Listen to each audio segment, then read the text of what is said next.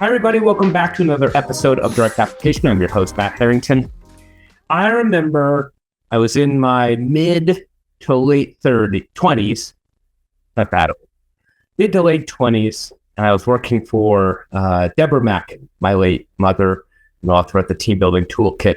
And I remember her taking me to a meeting with a Fortune 500 company who really wanted to look at implementing teams, autonomous teams in their manufacturing plant.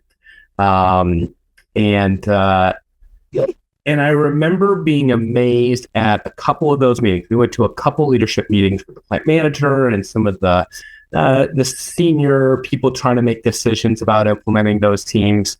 And she did everything to convince them not to implement teams. Now, this is the author of the Team Building Toolkit. She's been working for 30 years on implementing teams across many, many companies.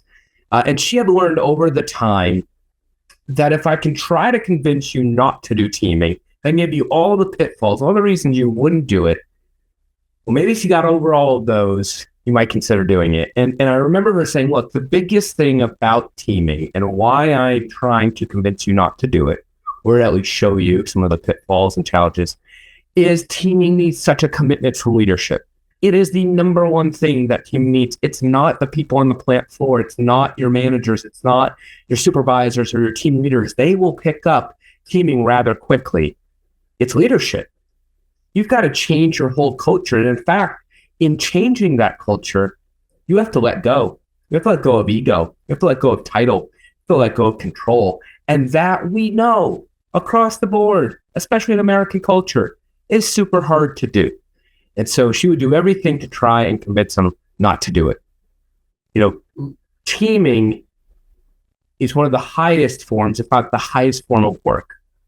And it is the most rewarding form of work, both for intrinsic motivation, as well as we know that when you implement teams across the board, it's 30 to 33% increased productivity. But it is hard to do. So that's one thing. I wanted to tell you that story. The other thing is I had this question come up on LinkedIn around, Matt, how do you define teams? Are you talking about, manufacturing teams? Are you talking about sports teams? Are you talking about teams at a nonprofit or a volunteer base or work teams? What are you talking about? And, to be honest with you, it's been kind of hard to define. So I left it pretty broad. Yes, as you've seen with a recent interview with Chuck Hollingsworth, you can have high-performance autonomous teams in manufacturing. That is a very complex system to implement, and Chuck's been working on it for a long time. And you can have the rigor of that type of team. You can also have absolutely the analogy, the metaphor of sports teams, and they work quite well. And everything in between. You can have a volunteer team. You can have teams at work. One of the things I always like to make the clarification about when I'm talking about teams, no matter how complex or how simple that team is, we are striving in all of those vehicles and all those team vehicles to create accountability and autonomy. That however you're implementing them, it is the constant push from leadership to let go and let your team make decisions. Now, that can be a work team, and what you're trying to be is, just like King Arthur, a round table, you're trying to be just one of the other knights at the round table, and you're all trying to feed in and make decisions and come to a collective consensus about how to move forward.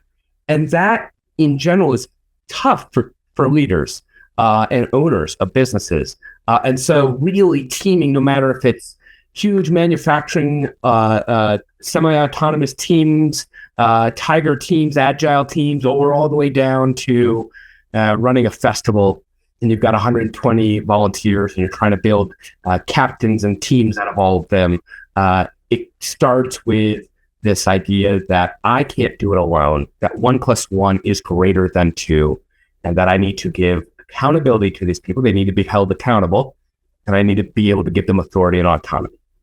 So hopefully that's helpful. Hopefully that adds to the writings I've been doing lately. Really appreciate it. Don't forget to like, heart, share, subscribe, and directly apply as you see fit. Thanks so much. Bye.